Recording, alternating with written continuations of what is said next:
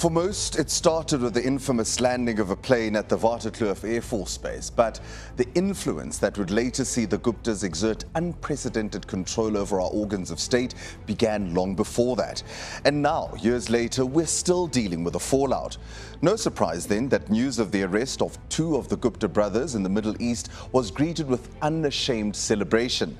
But as the cheers die down, we ask, what now? From a coal mine to a dairy farm to a television station, Eskom, Transnet, Denel, 𝗀𝗃𝗍𝗃. The Gupta family managed to worm their way in, allegedly corrupting the country's institutions, politicians, and even a president.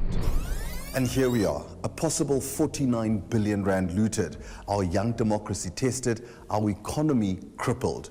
The so-called kingpins of state capture are finally in handcuffs.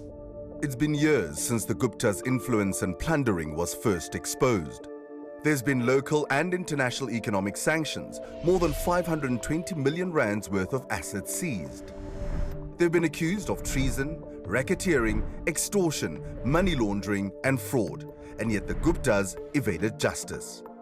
Earlier this year, Justice Minister Ronald Lamola boldly told us the government was ready to recover money anywhere in the world. I believe that extradition will happen at some point. We were hopeful, but not convinced. Perhaps we should have been. Breaking news this evening, of course, is the arrest of Rajesh and Atul Gupta. A step closer to prosecuting the masterminds behind state capture. This has led to the arrest of the brothers in Dubai. The news made global headlines on Monday. The alleged masterminds behind state capture have been caught. The United Arab Emirates Ministry of Justice confirmed it acted on an international red notice request issued by Interpol in March.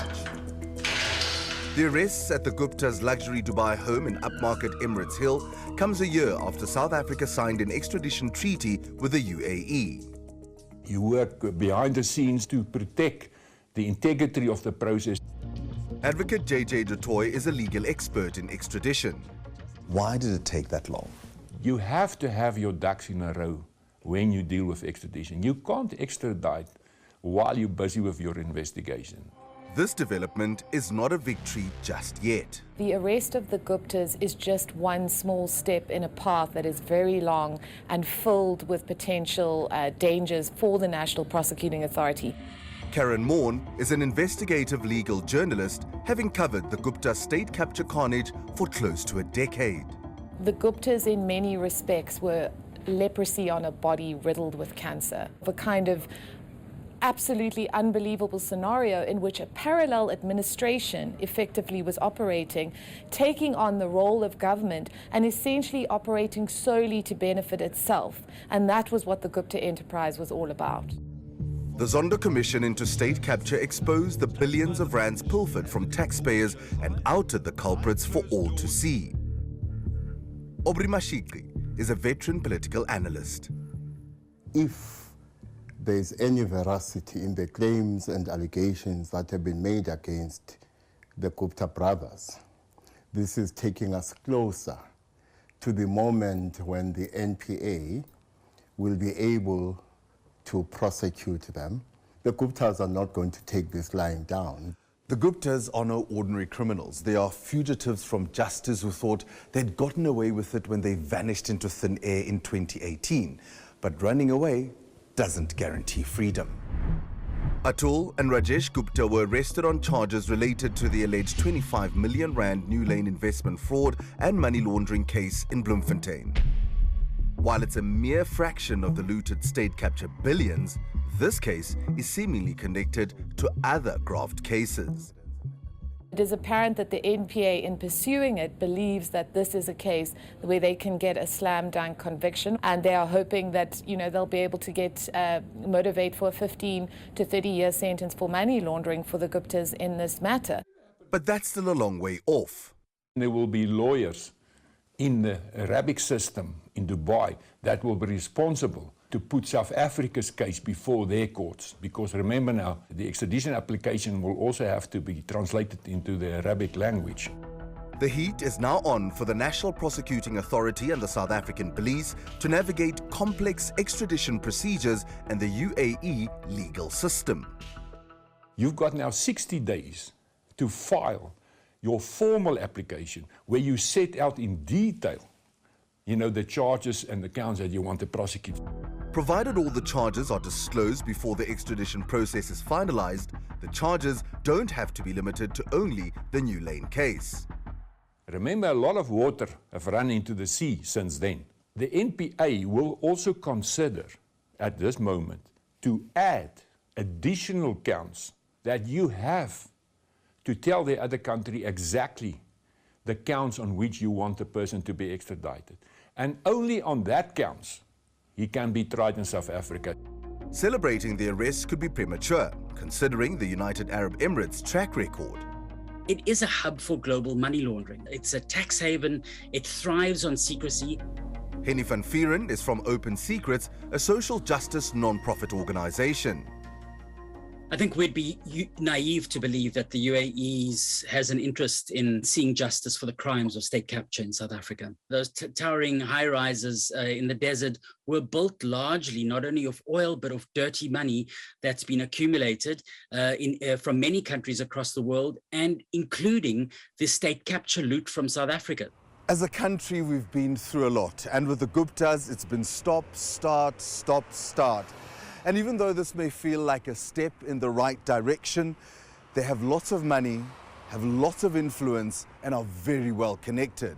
So they're not going to go down without a fight. In Advocate 𝗀𝗃's experience, it could take up to 3 years before the Guptas are back on South African soil. The first thing that they want to do is to attack the process of why they were arrested on this red notice. And secondly, they want to also look at placing evidence before the court so that they can be released on bail. While the Guptas remain in custody at an undisclosed police station, there's no guarantee that an extradition will happen swiftly or smoothly. It's likely that the Guptas would look to challenge the actual criminal charges. Part of the extradition treaty that exists between South Africa and the UAE says that extradition must be refused in circumstances where a case is political or of a political nature. Unsurprisingly, the Guptas have maintained their innocence, denying all the allegations leveled against them and lawyered up with an extremely well-resourced legal team. The Guptas have twice before successfully evaded prosecution.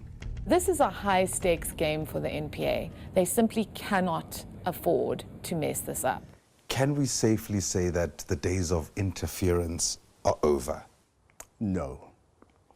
The period of interfering with the NPA, in my view, is not over. State capture occurred during a period we refer to as 9 wasted years of Zuma's presidency, when in reality, state capture occurred before, and we're in the middle of state capture even now. Ultimately, what was at play during state capture was a system. You can take 1 or 2 players out of the system, but until you recognize there's a bigger network of people at play, I don't think that we are able to talk conclusively about being in a post-state capture phase. And the days of political intrigue and deception are also far from over. In the space of a week, President 𝗀𝗃 dominated news cycles when a political storm emerged around an alleged $4 million robbery at his Limpopo farm. Then, the Guptas were arrested. And finally, Public Protector 𝗀𝗃cie𝗿𝗆𝗆 was suspended. This is leaked CCTV footage of the incident. You can see the suspects lurking outside before breaking into the house. It's a crime that took place 2 years ago, but made it into national headlines courtesy of former spy boss Arthur Fraser. He laid a complaint against the president for not reporting the crime. But the timing is interesting, coinciding so interestingly with allegations that are being made against President 𝗀𝗃. So there are 2 possibilities here. It's a mere coincidence or it isn't. And if it isn't, the timing of the arrest of the Guptas may be part of a deception and counter-deception strategy. Whatever the motivation behind these arrests, South Africans need accountability, now more than ever. This is simply taking too long. If I steal a loaf of bread, I am, which is far less complex than trying to steal a country, but I do know that the cops are going to come down hard on me, but we don't see that kind of accountability taking place for the very wealthy and the very powerful. The amazing thing with South Africans is that we remain ever hopeful in the face of a lot of disappointment. Despite the obvious trepidation, a lot of people will hope that this is the time that we turn the corner. The Gupta arrests are a victory South Africans want to hold on to, even though a short-lived celebration. Thank you for watching our stories here online, and please subscribe below to become part of our YouTube community and be notified when we upload our latest content.